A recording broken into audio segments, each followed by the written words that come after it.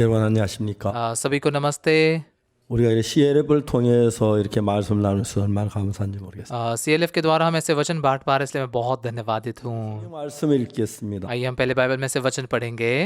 5장 1절부터 24절까지입니다. योना का 5 अध्याय 1 से लेकर 24 वचन तक पढ़ेंगे। 우리 오늘 저녁 다 같이 요한복음 5장 1절 24절을 생각하면서 같이 이야기하겠습니다. आज शाम को हम सभी लोग योना के 5 अध्याय के 1 से 24 वचन तक बात करते हुए उसके बारे में सोचेंगे। 제가 읽겠습니다. तो आइए मैं पढ़ता हूँ। 그 후에 유대인의 명절이 있어 예수께서 예루살렘에 올라가시니라. इन बातों के पश्चात यहूदियों का एक पर्व हुआ और यीशु यरूशलेम को गया। 예루살렘에 있는 양문 곁에 히브리 말로 베데스다라 하는 못이 있는데 거기 행각 5이 있고 यरूशलेम में भीड़ फाटक के पास एक कुंड है जो इब्रानी भाषा में बेतसदा कहलाता है। उसके 5 ओसारे हैं। 그 안에 많은 병자, 소경, 쩔뚝발이, 혈기 마른 자들이 누워 물의 동함을 기다리니 इनमें बहुत से बीमार, अंधे, लंगड़े और सूखे अंग वाले पानी की हिलने की आशा में पड़े रहते थे।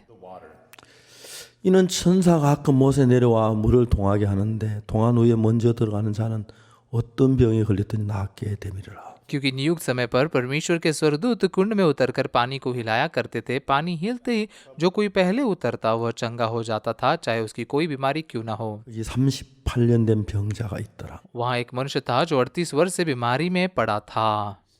예수께서 그 누운 것을 보시고 병이 벌써 오랜 줄 아시고 이르시되 네가 낫고자 하느냐.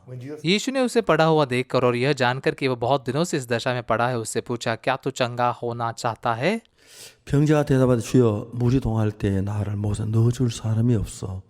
내가 가는 동안에 다른 사람이 먼저 내려가나이다. उस बीमार ने उसको उत्तर दिया, हे प्रभु, मेरे पास कोई मनुष्य नहीं कि जब पानी हिलाया जाए तो मुझे कुंड में उतारे, परंतु मेरे पहुंचते पहुंचते दूसरा मुझसे पहले उतर जाता है। 그래서 가라사 일어나 내 자를 들고 가라 하시니 यीशु ने उससे कहा, उठ, अपनी खाट उठा और चल फिर। 그 사람이 곧 나와서 자리를 들고 걸어가니라. 이 날은 안식일이니 वह मनुष्य तुरंत चंगा हो गया और अपनी खाट उठाकर चलने फिरने लगा। 유대인들이 병 나은 사람에게 이르되 안식일인데 내가 자리를 들고 가는 것이 옳지 아니하니라. वह सब्त का दिन था, इसलिए यहूदी उससे जो चंगा हुआ था कहने लगे, आज तो सब्त का दिन है, तुझे खाट उठाकर उठाना उचित नहीं। 자리를 들고 걸어가라 하더라 한데 उसने उन्हें उत्तर दिया, जिसने मुझे चंगा किया उसी ने मुझसे कहा, अपनी खाट उठा और चल फिर। 저희가 묻되 너들은 자리를 들고 걸어가라는 사람이 누구냐 하되 उन्होंने उससे पूछा, वह कौन मनुष्य है जिसने तुझे से कहा, उठा, खाट उठा और चल फिर? 받은 사람이 그가 누구신지 알지 못하니 이는 거기 사람이 많으므로 예수께서 이미 피하셨습니다. परंतु जो चंगा हो गया था वह नहीं जानता था कि वह कौन है, क्योंकि उस जगह में भीड़ होने के कारण यीशु वहां से हट गया था। 예수께서 성전에 그 사람을 만나 이르시되 보라 네가 나았으니 더 심한 것 생기지 않게 다시는 죄를 범치 말라 하시니라. इन बातों के बाद वह यीशु को मंदिर में मिला। यीशु ने उससे कहा, देख, तू चंगा हो गया है, फिर से पाप मत करना, ऐसा न हो कि इससे कोई भारी विपत्ति तुझ पर आ पड़े। 이는 예수라 하니라. उस मनुष्य ने जाकर यहूदियों से कह दिया कि जिसने मुझे चंगा किया है वो यीशु है। 그러므로 안식일에 이러한 일을 행하신다 하여 유대인들이 예수를 핍박하게 된지라. इस कारण यहूदी यीशु को सताने लगे, क्योंकि वह ऐसे काम सब्त के दिन करता था। 예수께서 저에게 이르시되 내 아버지께서 이까지 일하시니 나도 일한다 하시매 इस पर यीशु ने उनसे कहा, मेरा पिता अब तक काम करता है और अब मैं भी काम करता हूँ। 예수를 죽이고자 하니 이는 안식일만 범할 뿐 아니라 하나님을 자기 친아버지라 하여 자기를 하나님과 동등으로 삼으심이라. इस कारण यहूदी और भी अधिक उसे मार डालने का प्रयत्न करने लगे, क्योंकि वह न केवल सब्त के दिन की विधि को तोड़ता, परंतु परमेश्वर को अपना पिता कहकर अपने आप को परमेश्वर के तुल्य भी ठहराता था। 너희 기도니 아들이 아버지 하시는 일을 보지 않고는 아무것도 스스로 할 수 없나니 아버지께서 행하시는 그것을 아들도 그와 같이 행하느니라. इस पर यीशु ने उनसे कहा, मैं तुमसे सच सच कहता हूँ, पुत्र आप से कुछ नहीं कर सकता, केवल वह जो पिता को करते देखता है, क्योंकि जिन जिन कामों को वह करता है और उन्हें पुत्र भी उसी रीति से करता है। 하시는 것을 다 아들에게 보이시고 또 그보다도 큰 일을 보여서 너희로 기 여기게 하시리라. क्योंकि पिता पुत्र से प्रीति रखता है और जो जो काम वह आप करता है वह सब उसे दिखाता है, और वह इनसे भी बड़े काम उसे दिखाएगा, क्योंकि तुम अचंभा करो। 같이 아들도 자기 원한 자들을 살리느니라. जैसे पिता मरे हुओं को उठाता और जिलाता है, वैसे ही पुत्र भी उन्हें जिन्हें चाहता है उन्हें जिलाता है। 심판하지 아니하시고 심판을 다 아들에게 맡기셨으니 पिता किसी का न्याय नहीं करता, परंतु न्याय करने का सब काम पुत्र को सौंप दिया है। 이는 모든 사람으로 아버지를 공경하는 것 같이 아들을 공경하게 하려 하심이라. 아들을 공경치 아니하는 자는 그를 보내신 아버지를 공경치 아니하느니라. कि सब लोग जैसे पिता का आदर करते हैं वैसे पुत्र का भी आदर करे। जो पुत्र का आदर नहीं करता वो पिता का जिसने उसे भेजा है आदर नहीं करता। 내가 진실로 진실로 너희에게 이르노니 내 말을 듣고 또 나 보내신 이를 믿는 자는 영생을 얻었고 심판에 이르지 아니하나니 사망에서 생명으로 옮겼나니. मैं तुमसे सच सच कहता हूँ, जो मेरे वचन सुनकर मेरे भेजने वाले पर विश्वास करता है अनंत जीवन उसका है, और उस पर दंड की आज्ञा नहीं होती, परंतु वह मृत्यु से पार होकर जीवन में प्रवेश कर चुका है। 까지 읽었습니다. हमने 24 वचन तक पढ़ा। 내가 진실로 진실로 너희에게 이르노니 मैं तुमसे सच सच कहता हूँ, 내 말을 듣고 또 나 보내신 이를 믿는 자는 जो मेरे वचन सुनकर मेरे भेजने वाले पर विश्वास करता है 생을 얻었고 अनंत जीवन उसका है, 사망에서 생명으로 옮겼나니. और उस पर दंड की आज्ञा नहीं होती, परंतु वो मृत्यु से पार होकर जीवन में प्रवेश कर चुका है। 하시는 이야기는 तो यहाँ पर यीशु क्या कह रहा है? 우리가 선한 일 하거나 हमने कुछ भले काम किए या फिर 게 아니고 कुछ अच्छे काम किए इसलिए नहीं, 예수님의 말씀을 듣고 यीशु के वचन को सुनकर 나 보내신 이를 믿는 자는 거죠. और उसे भेजने वाले पर विश्वास करना है। 근데 예수님 당시에 예수님을 저 세상에 하나님 믿는다는 모든 사람들은 तो यीशु के समय में परमेश्वर पर विश्वास करने वाले जो भी लोग इस दुनिया में थे, 하나님이 보내신 예수님을 왔는데 मतलब परमेश्वर के द्वारा भेजा होकर यीशु आया, 대적을 했습니다. लेकिन वो उसके विरोध में गए। 여러분 요한복음 3장에 니고데모라는 사람이 있습니다. विशेष करके योना के 3 अध्याय में निकोदेमुस नाम का एक व्यक्ति है। 그날 밤에 예수님을 찾아왔습니다. एक रात को वो यीशु के पास आया। 나는 당신이 하늘로 쏘신 선생인 줄 내가 아나. रब्बी, मैं जानता हूँ कि आप स्वर्ग से भेजे हुए गुरु हो। 하나님이 함께 하시지 않으면 이런 일을 아무도 할 수 없습니다. अगर परमेश्वर संग नहीं होता तो कोई भी इस प्रकार के काम नहीं करता जैसे आप करते हो। 니고데모는 예수님께 와서 말하기 당신은 하늘로부터 오신 선생인 줄 안다고. तो निकोदेमस ने यीशु के पास आकर कहा कि मैं जानता हूँ आप स्वर्ग से आए हुए गुरु हो। 만일에 니고데모가 예수님이 하늘로부터 오신 선생인 줄 안다면 तो समझो अगर निकोदेमस जानता है कि यीशु स्वर्ग से आया हुआ एक गुरु है, 예수님의 말씀을 듣고 믿어야 한다는 거죠. तो यीशु के वचन को सुनकर उसने विश्वास करना चाहिए ना। 니고데모가 예수님의 말씀을 받아들였습니까? लेकिन क्या निकोदेमस ने यीशु के शब्दों को स्वीकार किया? 입니다. नहीं, 받아들이질 않았습니다. उसने स्वीकार नहीं किया। 그 말했습니다. उसने क्या कहा? 내가 진실로 진실로 너희에게 이르노니 मैं तुझसे सच सच कहता हूँ, 사람이 거듭나지 않으면 하나님을 볼 수 없는. यदि कोई नए सिरे से न जन्मे तो परमेश्वर का राज्य देख नहीं सकता। निकोदेमस ने क्या कहा? 예수님 यीशु, 뭐라고 하셨어요? क्या कहा आपने? 거듭나야 한다고 하셨어요. मुझे नए सिरे से जन्म पाना चाहिए? 거듭날 수 있는 겁니까? कैसे मैं नए सिरे से जन्म पा सकता हूँ? 이 말씀하셨다면 अगर आपने ऐसा कहा है 하고 싶은 तो मैं भी नए सिरे से जन्म पाना चाहता हूँ। 모릅니다. मुझे भी नहीं पता। 이렇게 말했다면 मुझे सिखाइए, अगर ऐसा बोलता वो 예수님의 말씀을 받는 사람일 것이다. तो फिर वो यीशु के शब्दों को स्वीकार करने वाला बनता है। 뭐라고 말했어? लेकिन निकोदेमस ने क्या कहा? 하늘로부터 온 선생인 줄 안다고 하면서 वो कहते हुए कि यीशु मैं जानता हूँ आप स्वर्ग से आए हुए गुरु हो, 늙으면 어떻게 거듭날 수 있습니까? लेकिन वो कहते हैं एक मनुष्य जब बूढ़ा हो गया है तो कैसे जन्म ले सकता है? 갔다 나와야 합니까? क्या वो अपनी माता के घर में दूसरी बार प्रवेश करके जन्म ले सकता है? 아니라는 이야기죠. मतलब क्या बकवास बात है ये। 받아들이지 않는다는 거죠. वो स्वीकार नहीं कर रहा है। 자, 이제 우리는 तो आज हम 성경 읽으면 성경이 왜 이 이야기를 우리에게 하고 있습니까? बाइबल पढ़ते हुए बाइबल ये बात हमें क्यों बोल रही है? 요한복음 5장에 하나님의 은혜로 병을 낫기 원하는 많은 사람들이 있어요. तो योना के 5 अध्याय में बहुत सारे लोग हैं जो परमेश्वर के अनुग्रह से चंगा होना चाहते हैं। 그 많은 사람 두 가지 종류가 있는데 इतने सारे लोगों में ये 2 प्रकार हैं। 하나는 예수의 말씀을 받아들인 사람이에요. एक ऐसे लोग हैं जिन्होंने यीशु के वचन को स्वीकार किया, 하나는 예수님의 등지고 있는 사람들. और दूसरे ऐसे लोग हैं जिन्होंने यीशु को पीठ दिखाई है। 천사가 가끔 모세 물을 동하게 하는데 स्वर्गदूत आकर उस कुंड का पानी हिलाया करता था, 먼저 들어간 어떤 자는 병이 낫는다고 그랬어. और जो कोई पहले प्रवेश करता था उसकी कोई बीमारी क्यों न हो चंगा हो जाता। 그러면 그 38년 된 병자 외에 तो फिर वो 38 साल से बीमार में पड़े व्यक्ति के अलावा 많은 사람들은 बहुत सारे लोग, 예수님을 바라보고 있었습니까? क्या वो यीशु की ओर देख रहे थे? 아닙니다. नहीं, 연못을 바라보고 वो उस कुंड को देख रहे थे।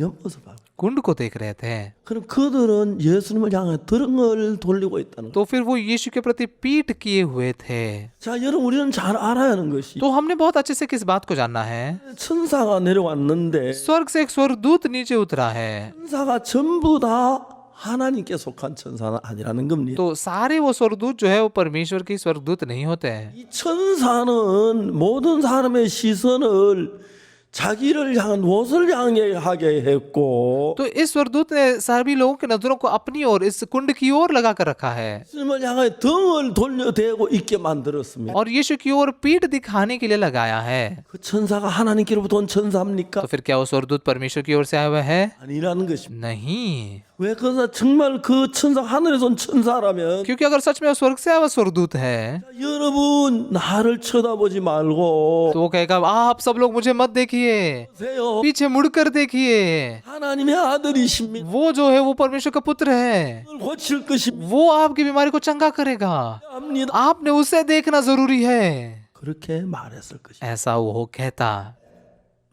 그들은 전부 다 천사의 말을 들었습니다. उन लोगों ने सबने स्वर्गदूत की बात को सुना। 중요한 것은 और महत्वपूर्ण बात क्या है, 예배소서 2장 8절에 इफिसियों के 2 अध्याय के 8 वचन में, 너희가 그 은혜를 인하여 क्योंकि विश्वास के द्वारा 믿음으로 말미암아 구원을 얻었나 अनुग्रह ही से तुम्हारा उद्धार हुआ है 너희에게서 난 것이. और यह तुम्हारी ओर से नहीं, 자, 이것이 너희에게 나지 않았다는 것은 और ये तुम्हारी ओर से नहीं मतलब क्या, 너희들이 뭘 해서 되어진 게 아니라는 거지. मतलब तुम्हारे कुछ करने से ये बात पूरी नहीं हुई है। 노력하고 हमारे प्रयास 기도하고 और या फिर प्रार्थनाएं 읽고 या फिर बाइबल पढ़ने 해서 되어진 게 아니라는 거예요. या फिर कुछ और करने से हुई बात नहीं है। 여러분 이 사람들 어떻게 했습니까? लेकिन इन लोगों ने क्या किया, 못에 들어가서 पहले कुंड में जाकर, 그 뭡니까? ये क्या है फिर, 내가 뭘 해서 मतलब मेरे कुछ करने से 결과로 उसके नतीजे के तौर पर 뭘 얻으려고 하는 거예요. आशीष पाने की कोशिश कर रहे हैं।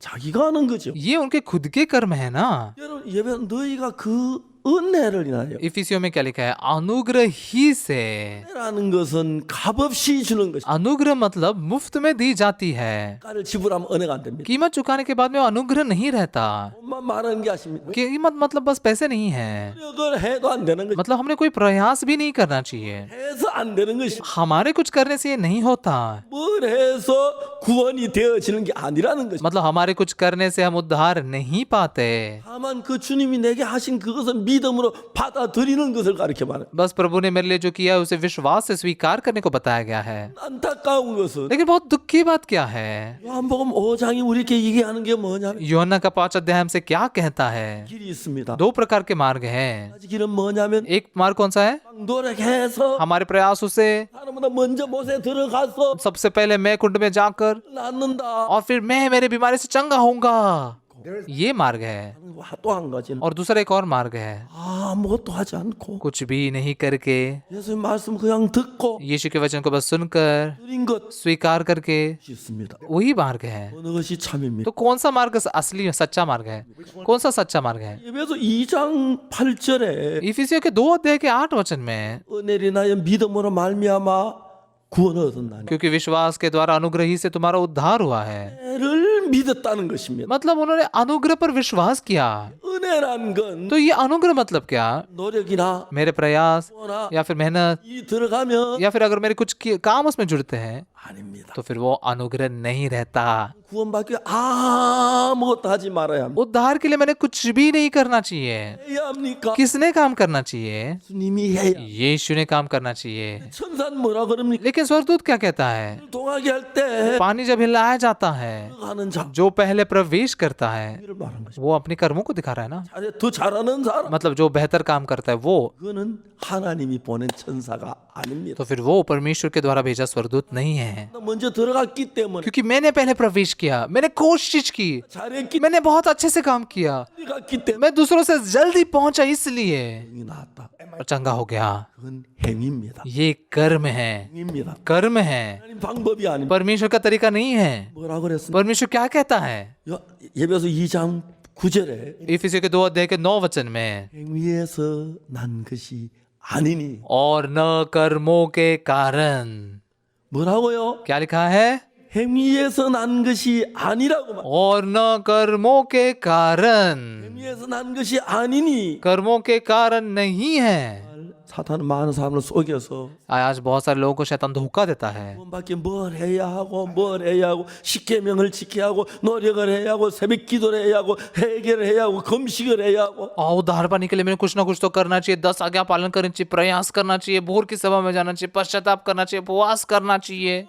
예수님 당시와 똑같이 बिल्कुल यीशु के समय के अनुसार, 그 방법과 다른 방법으로 우리를 이끌어가는 것이. यीशु के तरीके से नहीं बल्कि एक अलग तरीके से हमें चलाया जा रहा है। 제가 누가복음 10장 강도 만난 자에 관한 이야기. मैंने लूका के 10 अध्याय के डाकुओं से घिरे हुए व्यक्ति के बारे में बात की। 사람들이 깜짝 놀라. लोग आश्चर्यचकित हो जाते हैं। 깜짝 놀란지 아십니까? क्यों आश्चर्यचकित होते पता है?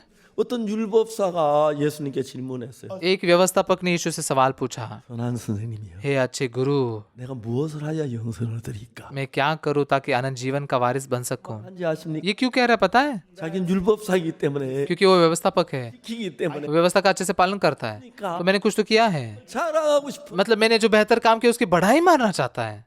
예수님 물었어요. यीशु ने उससे पूछा, 율법에 무엇이라 기록되었으며 व्यवस्था में क्या लिखा है, 어떻게 읽느냐? तू उसे कैसे पढ़ता है? 율법에 뭐라고 기록되었으며 व्यवस्था में क्या लिखा है, 내가 어떻게 읽느냐? तू उसे कैसे पढ़ता है? 예수님이 율법에 뭐라고 기록되었냐 그렇게 말하지 않았어요. यीशु ने बस ये नहीं कहा कि व्यवस्था में क्या लिखा है, 율법에 어떻게 기록되었으며 व्यवस्था में क्या लिखा है 어떻게 읽느냐? और तू उसे कैसे पढ़ता है। 무슨 말입니까? इसका मतलब क्या है? 율법을 가지고 व्यवस्था को लेकर 이렇게 읽을 수도 있고 ऐसे भी पढ़ सकते हैं, 이렇게 읽을 수도 있고 वैसे भी पढ़ सकते हैं। 맞습니까? सही है क्या? 맞습니까? सही है क्या? 그럼 율법을 어떻게 읽을 수가 있습니까? तो फिर व्यवस्था को कैसे पढ़ सकते हैं हम? 율법을 지금 두 가지 종류로 읽을 수. व्यवस्था को दो प्रकार से पढ़ा जा सकता है। समझ पा रहे क्या? 첫 번째는 सबसे पहले, 내가 율법을 잘 지켰어. मैंने व्यवस्था का अच्छे से पालन किया, 난 복을 받을. व्यवस्था का पालन किया इसलिए मैं आशीष पाऊंगा। 그리고 또 다른 하나는 और फिर दूसरा तरीका क्या है? 나는 율법을 못 지켰어. मैंने व्यवस्था का उल्लंघन किया है, 율법을 어겼어. मैंने उसका पालन नहीं कर सका, 안 돼. मैंने पालन नहीं कर सकता हूँ। 율법이 주신 목적이 뭡니까? तो व्यवस्था का उद्देश्य क्या है? 율법을 지키라고 주었다고 생각합니까? व्यवस्था क्या पालन करने के लिए दी गई है ऐसा सोचते हैं आप? 그건 성경을 모르는 사람. तो फिर वो व्यक्ति बाइबल को नहीं जानता। 율법의 행위로 그의 앞에 의롭다 하심을 얻을 육체가 없다고 말합니다. व्यवस्था के कर्मों से उसके सामने धर्मी ठहरने वाला कोई नहीं है ऐसा लिखा है। 율법은 우리에게 왜 주었습니까? तो फिर व्यवस्था में क्यों दी गई? 율법은 व्यवस्था, 이야기 조금만 이야기해 봅시다. तो इसके बारे में थोड़ा सोचते और बात करते हैं।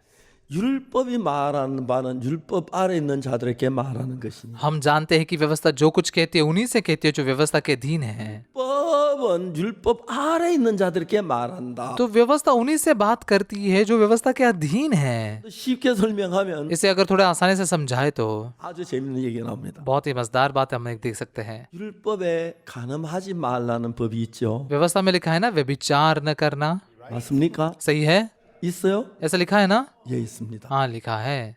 자, 그럼 하나 물어봅시다. तो फिर मैं एक सवाल पूछता हूँ, 간음이란 죄가 먼저 시작됐습니까? 간음하지 말라는 법이 먼저 시작됐습니까? व्यभिचार नाम का पाप पहले शुरू हुआ या व्यभिचार मत करना ये नियम पहले शुरू हुआ? 예? हाँ, 여러분, 간음하지 말라는 죄가 먼저 있었습니까? 하지 말라는 법이 먼저 있었어요. तो क्या पहले था? व्यभिचार का पाप पहले था या व्यभिचार मत करना ये नियम पहले था? 죄가 먼저예요. पाप पहले है? 죄가 먼저죠. हाँ सही है, पाप पहले है ना? 맞습니까? सही है। 그러면 죄를 간음을 했으면 तो फिर अगर पाप किया, व्यभिचार किया है, 했기 때문에 간음하지 말라는 거지. व्यभिचार किया है इसलिए कहा गया है ना व्यभिचार न करना। 근데 간음하지 말라는 법이 있습니까? मतलब व्यभिचार किया ही नहीं है तो व्यभिचार न करना कैसे नियम हो सकता है? 말란 죄가 먼저입니까? 도적이 먼저입니까? तो फिर चोरी करने का पाप पहले है या चोरी मत करो नियम पहले है? अरे झूठ मत बोल, 나 굳이 먼저였는데 मैंने कभी झूठ बोला? 그렇게 말하죠. ऐसे बोलेंगे ना? 거짓말하지 말란 말은 तो झूठ मत बोलना इसका मतलब क्या है? 했다는 말. कि झूठ बोला गया है। 그러니까 여러분 법이 생기기 전에 तो इसलिए व्यवस्था नियम आने से पहले 죄가 먼저 있었고 पहले पाप था, 율법이 말하는 것은 व्यवस्था उन्हीं से कहती है 법 아래 있는 자들에게 말하는 것이다. जो व्यवस्था के अधीन है। 자, 이제 간음하지 말라는 법이 있었어요. तो व्यभिचार न करना ये नियम था, 간음을 하지 않는 사람은 लेकिन जिसने व्यभिचार नहीं किया, 많은 죄 아래 있는 게 아니에요. व्यभिचार मत करो इस पाप के अधीन में वो नहीं था। 질하지 말라, चोरी न करना, 하지 말라, हत्या न करना, 하지 말라 झूठ न बोलना, 해도 लोभ न धरना, ऐसा कहते हुए भी 아무 문제 법 있으나 없으나 뭐 상관이 없어. जो ऐसा करता नहीं है उसके लिए नियम है या नहीं है कोई फर्क नहीं पड़ता ना, नहीं करेगा वो। 법이 말하는 바는 लेकिन व्यवस्था उन्हीं से कहती है। 경찰이 누굴 잡아갑니까? उदाहरण के तौर पर पुलिस किसे पकड़ते हैं? 도둑질하지 말라는 법이 반포된 뒤에 तो जब चोरी न करो ये नियम बनता है 잡아갑니까? तो सभी लोगों को पकड़ते क्या वो? 아니면 도둑질한 사람만 नहीं, जिसने चोरी की है केवल उसी को पकड़ा जाता है। सही है। 그 도둑질하지 않는 사람은 और जो चोरी नहीं करता, 도둑질하지 말라는 법이야 아무 문제가 있어라 하나 없어라 마찬가지예요. चोरी मत करना ये नियम आए या ना आए, हो या ना, उससे कोई फर्क नहीं पड़ता। 도둑질하지 말라는 법은 तो चोरी मत करो ये नियम क्या है? 도둑질을 했다는 것이. कि चोरी की गई है। 자, 여러분 우리는 다 율법을 어긴 사람들 हम सभी लोग व्यवस्था को तोड़े हुए लोग हैं। 하고 हमने झूठ बोला है। 그건 하나만 어기면 어긴 겁니다. व्यवस्था की एक भी चीज को तोड़ेंगे तो पूरा तोड़ना है। 어긴다고 어기게 씻어집니까? तो आप व्यवस्था का पालन करते हो इसलिए जो तोड़ा है आपने वो धुल जाता है क्या? नहीं, 안 됩니다. नहीं। 그래서 इसीलिए 율법이 말하는 바는 율법 아래 있는 자들에게 말하는 것이. व्यवस्था उन्हीं से कहती है जो व्यवस्था के अधीन है। 율법 아래 있다는 건 죄를 지은 사람을 가리켜. व्यवस्था के अधीन है मतलब जो जिसने पाप किया है, 그 사람 율법으로 죄인이 인정됐기 때문에 व्यवस्था के अनुसार वो पापी माना गया है। 앞으로 아무리 율법을 지켜도 तो आगे कितना भी व्यवस्था का पालन क्यों ना करे, 그는 죄인입니다. वो पापी है। 그래서 여러분 율법에 대해 조금만 성경을 공부해 보면 तो इसलिए व्यवस्था के बारे में बाइबल को थोड़ा अध्ययन करेंगे तो 모세가 십계명 2개 돌판을 가져왔습니다. मूसा 10 आज्ञा के 2 पत्थर के तख्तियों को लेकर आया। 어디다 넣어놓은지 아십니까? उसे कहाँ रखा गया पता है आपको? 언약궤 법궤 안에 넣습니다. उसे वाचा के संदूक के अंदर रखा गया है। सही है। 그 다음에 그 뚜껑을 법궤 저 뚜껑을 덮어 놓습니다. और फिर उसके ऊपर एक ढक्कन लगा कर रखते हैं। 이해가시죠? क्या आप समझ पा रहे हैं ना? 그 뚜껑을 가지고 뭐냐면 속죄소. तो उस ढक्कन को प्रायश्चित का ढकना कहा जाता है। 한국말로 속죄소인데 영어에는 자비의 시원자라는 뜻이죠. मतलब हिंदी में तो प्रायश्चित का ढकना है, लेकिन इंग्लिश में ऐसे दया आसन लिखा गया ना। 또 이제 속죄소입니다. तो हिब्री भाषा में प्रायश्चित का ढकना लिखा है। 속죄소예요. प्रायश्चित का ढकना है वो, 속하는 장소. मतलब ऐसी जगह जहाँ पर प्रायश्चित किया जाता है पापों का। 속하기 위해서 뭘 해야 합니까? तो पापों को धोने के लिए, प्रायश्चित करने के लिए क्या करना है? 법을 덮어놔야 합니다. उस नियम को ढकना जरूरी है।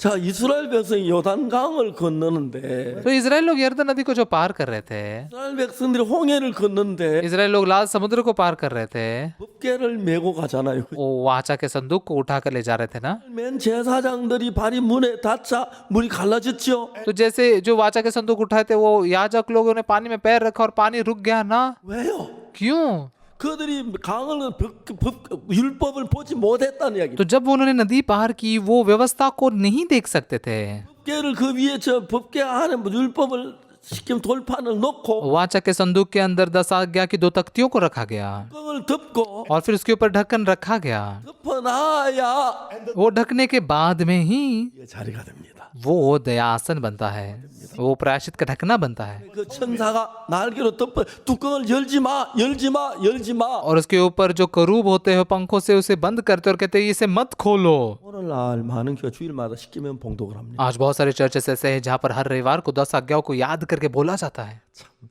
좀 이상합니다. ये थोड़ा अजीब है। 하나님 그 법궤 보지 마라 하는데 परमेश्वर कहते हैं उस वाचा के संदूक के अंदर मत देखो, 문에 봤다가 लेकिन उसे निकाल कर देखने के कारण 기럇 여아림 사람들이 किरियत यारीम के लोग 법궤가 왔는데 जब संदूक आया 뚜껑을 열고 봤어요. उन्होंने ढक्कन खोल कर अंदर देखा। 이게 난지 아십니까? क्या वो आप जानते हैं? 70인이 죽었어요. 50,000 70 लोग मारे गए। 사실이에요. ये असलियत है। 보지 못하게 했어요. उन्हें उसने देखने नहीं दिया। 하나님 우리 율법 법궤 보는 거 싫어했어요. परमेश्वर सच में नफरत करता है कि हम उस 10 आज्ञा के तख्तियों को देखें। उस ढक्कन को बंद करके 이걸 펴서 करूबों के पंखों को फैलाकर 하지 마. और कहते हैं कि इस 했어요. ढक्कन को मत खोलना, ये कहते हैं उसने बंद कर दिया।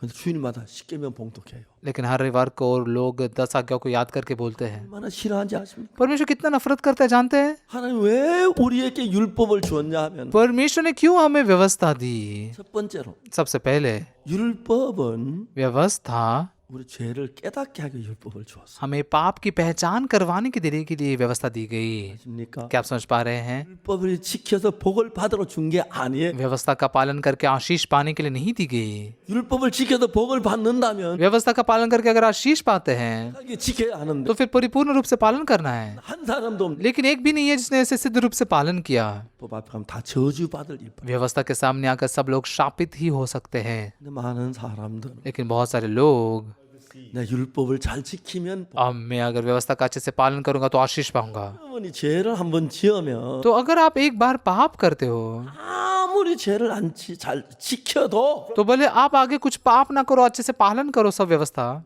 फिर भी पापी हो। 맞습니까? सही है। 죄를 범한 사람은 जिसने पाप किया है 죄인입니다. वो कैसे भी क्यों ना पापी है। 그렇기 때문에 우리가 무엇 해도 इसलिए चाहे हम कुछ भी क्यों ना करें, 노력으로는 हमारे प्रयासों से 죄 하나 못 씻고 हम थोड़े से भी पाप को नहीं धो सकते। 그거는 뭘 해도 은혜를 입을 수 없어. हमारे प्रयासों से कुछ भी करके अनुग्रह नहीं पा सकते। 예수 그리스도를 바라봐야 합니다. इसलिए हमने यीशु मसीह को देखना जरूरी है। 뭐 모장이 하는 이야기가 뭡니까? यूहन्ना के 5 अध्याय में क्या लिखा हुआ है? 아, ये स्वर्गदूत 알았습니다. उसे पता था कि यीशु आएगा, 못 쳐다보게 하기 लेकिन उसने लोगों को यीशु की तरफ नहीं देखने के लिए 맞는 겁니다. कुंड की ओर देखने लगाया। 알아. इसे देखो, जब पानी हिलेगा तो जो कोई पहले जाएगा वो उसका सारी बीमारी से चंगा हो जाएगा। 예수님이 오셨을 때 그 जब यीशु आया 사람들이 वो लोग 어느 누구도 कोई भी 예수님을 몰랐습니다. यीशु को नहीं जानते थे। 한 사람이 있었습니다. एक व्यक्ति था, 38년 된 배. 38 साल से बीमार पड़ा व्यक्ति। 어떤 사람입니까? तो कौन सा व्यक्ति है वो? 천사가 물을 도하는 걸 봐도 जो स्वर्गदूत के पानी हिलाने को देखकर भी 일 못합니다. वहां पर प्रवेश नहीं कर सकता। 무슨 막 빨로도 그래도 못 들어가죠. कितना भी कोशिश, पूरा कोशिश क्यों ना करे, नहीं जा सकता। 누군가가 자기를 못에 넣어주지 않으면 अगर कोई तो आकर उसे कुंड में ना डाले तो 수가 없는. वो प्रवेश नहीं कर सकता। 그 자기는 천사가 물을 도하는 거기 가서 나을 수 있는 가망이 없다는 तो इसलिए स्वर्गदूत के पाली हिलाने से वहां पर उसके पास कोई आशा नहीं है चंगे होने की। 그 사람이 왜 나은지 아십니까? वो क्यों चंगा हो गया पता है? 못에 들어가 나은 사람 없잖아요. कुंड में प्रवेश करके कोई भी चंगा नहीं हुआ है ना। 들어가 나은 사람 있잖아. 이 사람 안 들어 나왔잖아. लेकिन ये तो अंदर नहीं गए फिर भी चंगा हो गया ना, 여기는 못 들어가기 때문에 क्योंकि वो जा नहीं सकता। 하려고 생각하지 않았다는 거예요. उसने कभी अंदर जाने के लिए सोचा नहीं। 그걸 해서 안 된다는 겁니다. वो जानता है प्रयास करके कुछ नहीं होता, 하는 겁니다. उससे कुछ नहीं हो सकता। इसीलिए 예수님이 해줘야 यीशु ने उसके लिए काम करना जरूरी है। 해서 안 되는다. वो खुद करके कुछ नहीं हो सकता। 많은 기독교가 잘못 가르치는 게 뭐냐? आज बहुत सारे मसीह लोग क्या गलत सिखाते हैं? 기도 나가야 하고 हाँ, मुझे भोर के सभा में जाना चाहिए, बहुत प्रयास करना चाहिए, कोशिश करनी चाहिए, दशमांश देना चाहिए, ये करना चाहिए, वो करना चाहिए, ये करना चाहिए।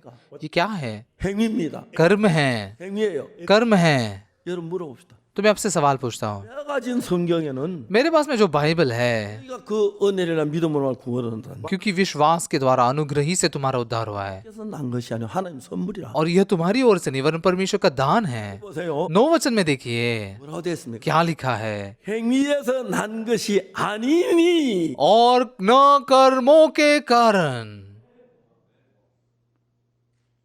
행위에서 난 것이 아니니 और न कर्मों के कारण, 행위에서 난 게 아니야. और न कर्मों के कारण। 오늘 얼마나 많은 교회에서 आज बहुत सारी कलीसियाओं में 뭘 해야 하고 뭘 해야 하고 주의를 지켜야 하고 11절 내야 하고 해야 하고 해야 하고 해야 하고. ये करना चाहिए, वो करना चाहिए, दशांश का पालन करना चाहिए, रविवार का पालन करना चाहिए, बहुत कुछ करना चाहिए। 감을 못 받는 거예요. इसलिए लोग पापों की क्षमा नहीं पा पाते हैं। 믿어도 죄인. 10 साल विश्वास कर भी पापी, 믿어도 죄인. 20 साल के बाद भी पापी, 믿어도 죄인. 30 साल के बाद भी पापी, 40 साल के बाद भी पापी। 모시면 벌벌 떨다 죽는 사람이 얼마나 많은지 아십니까? मरने तक पापों की क्षमा नहीं पाकर थरथराते हुए मरने वाले लोग कितने सारे हैं।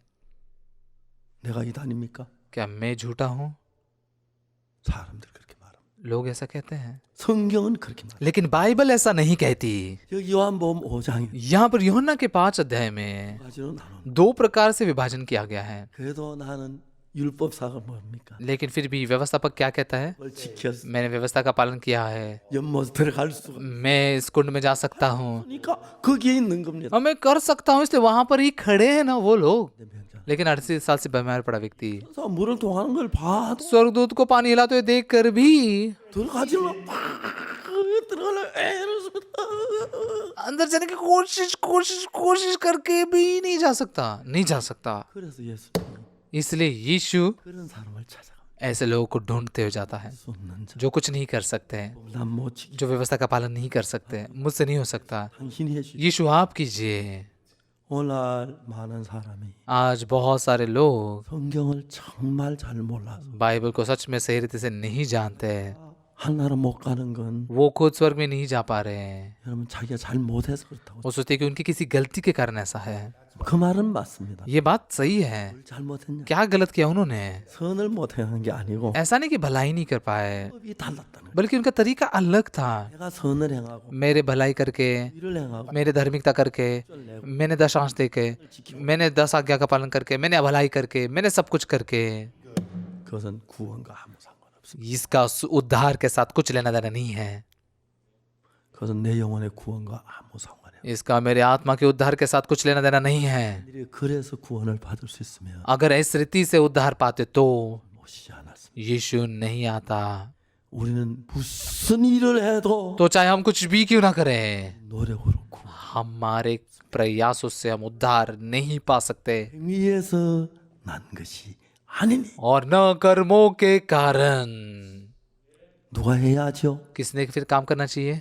예수님이 하셔. यीशु ने काम करना जरूरी है। 도 만난 자 이야기. हाँ, हम डाकू से घिरे हुए व्यक्ति की कहानी बहुत सुनते हैं। 우리는 선한 사마리안처럼 해야 한다는 겁니다. हमने अच्छे सामरी के समान काम करना चाहिए, 그렇게 해야 한다는 거죠. ऐसा करना चाहिए ना। 예수님이 그래 하라고 했다는 거예요. हाँ, यीशु ने कहा ऐसा करो।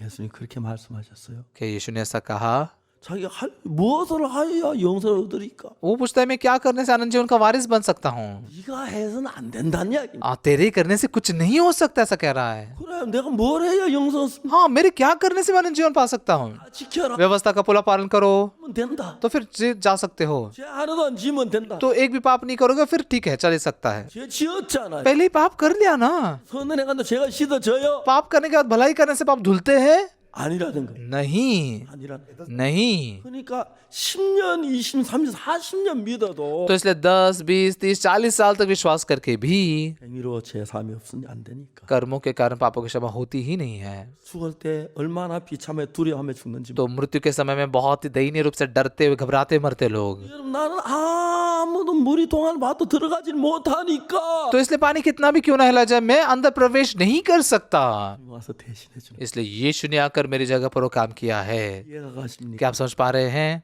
여러분이 할 수 있다면 अगर आप कुछ कर सकते 예수님 왜 오십니까? तो फिर यीशु क्यों आता? 할 수 있다면 अगर आप कुछ कर सकते 못 박여 죽으십니까? तो फिर यीशु क्यों क्रूस पर मरता?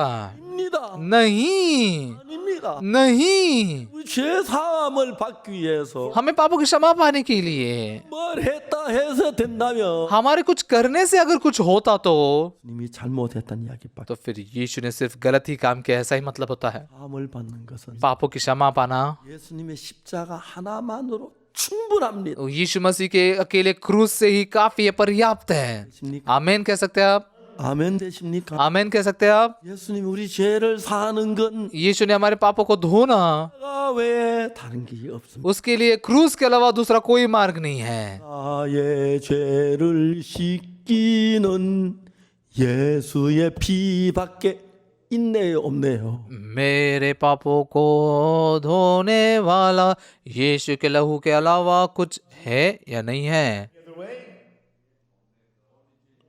없습니다. यीशु के खून के अलावा कुछ नहीं है। 예수밖에 없습니다. यीशु ही है। 오늘 많은 사람들이 आज बहुत सारे लोग 십자가를 외면하고 यीशु मसीह के क्रूस को पीठ दिखाते हैं 위하여 और पाप धोने के लिए प्रार्थना करते हैं, 10 आज्ञाओं का पालन करते हैं 선한 일 और दशांश देते हैं, अच्छा काम भला काम करने की कोशिश करते हैं। 가장 싫어하는 परमेश्वर से सबसे ज्यादा नफरत करता है। 그게 십자가를 대신할 수 있나요? क्या ये सारी चीजें क्रूस की जगह ले सकती है? 죄를 씻을 수가 있나? क्या वो हमारे पापों को धो सकती है? 법을 지키면 천국 갈 수 있나? क्या मैं व्यवस्था का पालन करके स्वर्ग जा सकता हूँ? 그렇게 할 수 있나요? क्या वो हमें शुद्ध कर सकती है? 아무것도 없어. नहीं, कुछ भी नहीं कर सकते। 하나님 앞에 죄 사함을 받기 위해서는 तो परमेश्वर के सामने पापों की क्षमा पाने के लिए 피만을 바라봐야 한다는 것이. बस यीशु मसीह के लहू को ही देखना है। 우리 죄를 아무것도 없다는 यीशु मसीह के लहू के अलावा और कुछ नहीं है जो हमारे पाप को धोता है। 것들이 लेकिन बहुत सारे लोग 아니 लहू नहीं है ऐसी 수고로 अपने प्रयासों से, कोशिशों से। 대신할 수 있습니까? क्या वो जगह सारी चीजें क्रूस की जगह ले सकती है? 수 있습니까? क्या उसके द्वारा पाप धोए जा सकते हैं? 없습니다. नहीं, 예수의 십자가를 바라봐야 한다. यीशु मसीह के क्रूस को देखना जरूरी है। 5장에 하는 이야기예요. योना के 5 अध्याय में यही बात कही गई है। 자, 24절에 24 वचन में, 내가 진실로 진실로 너희에게 이르노니 मैं तुमसे सच सच कहता हूँ, 내 말을 듣고 जो मेरे वचन सुनकर 다 보내신 이를 믿는 자 मेरे भेजने वाले पर विश्वास करता है, 영생을 얻었고 अनंत जीवन उसका है 이르지 아니하노니. और उस पर दंड की आज्ञा नहीं होती। 뭘 믿는 자? तो किस बात पर विश्वास करने वाला? 예수님을 믿고 말을 듣고 यीशु के वचन सुनकर उस पर विश्वास करता है, 뭘 믿는 거? उसको भेजने वाले परमेश्वर पर विश्वास करता है। 뭘 믿죠? परमेश्वर की किस बात में विश्वास करना है? 죄를 사하기 위하여 हमारे पापों को धोने के लिए 예수 그리스도를 이 땅에 보내시. उसने यीशु मसीह को इस पृथ्वी पर भेजा 그리고 십자가에 못 박혀 죽었. और उसे क्रूस पर ठोका गया।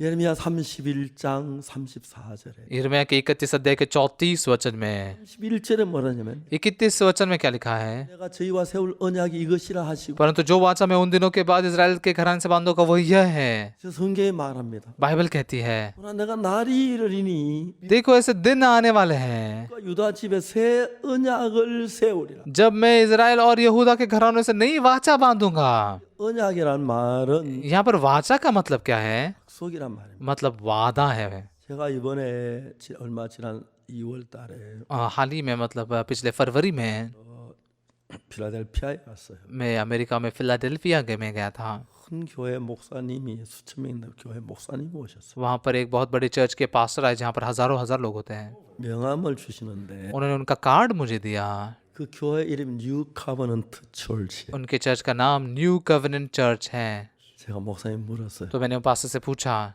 목사님 뉴 카버넌트란 뜻이 무슨 뜻인지 아십니까? पास्टर क्या आप जानते हैं न्यू कवेनेंट का अर्थ क्या है? 목사님 잘 모르시겠다고. तो उन्होंने कहा कि नहीं, मुझे अच्छे से नहीं पता। 저는 그날 뉴 커버넌트에 대해서 저녁 1시간 동안 설명을 했어요. तो उस शाम को 1 घंटे के लिए मैंने न्यू कवेनेंट के बारे में समझाया।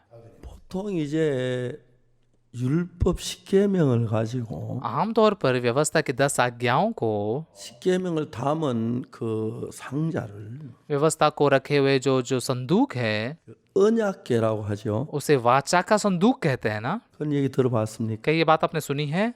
영어에도 그래요. इंग्लिश में भी ऐसे है ना। 언약궤다. 약속한 उसे वाचा का संदूक कहा जाता है। 하나님 인간에게 약속을 했어. मतलब परमेश्वर ने मनुष्य के साथ एक वादा किया है, 내가 법을 줄 때 이 법을 다 지켜 행함 मैं जो तुम्हें व्यवस्था देता हूँ उसका अगर तुम पूरा पालन करोगे तो 와도 복을 받고 अंदर आते हुए आशीषित होंगे, बाहर जाते हुए आशीषित होंगे, 땅의 새끼가 복 받고 तुम्हारे गाय बैल आशीषित होंगे, तुम्हारे टोकरी आशीषित होंगे, 후손이 복을 तुम्हारे बच्चे आशीषित होंगे। 반대로 उल्टा 그걸 어기면 अगर उसे तोड़ते हो तो 또 저주. अंदर जाते हुए भी शाप, बाहर जाते हुए शाप, 모든 게 저주. सारी बातों में शाप ही शाप है। 출애굽기 19장에 보면 अगर हम निर्गमन के 19 अध्याय में देखते हैं, 하나님의 그 음성을 듣고는 इजराइल लोगों ने परमेश्वर की उस आवाज को सुनकर 지키겠습니다. उन्होंने कहा कि हम सारी चीजों का पालन करेंगे। 찾아볼까요? हम थोड़ा खोल के पढ़ेंगे क्या? 19장인데요. निर्गमन का 19 अध्याय, 19장. निर्गमन का 19 अध्याय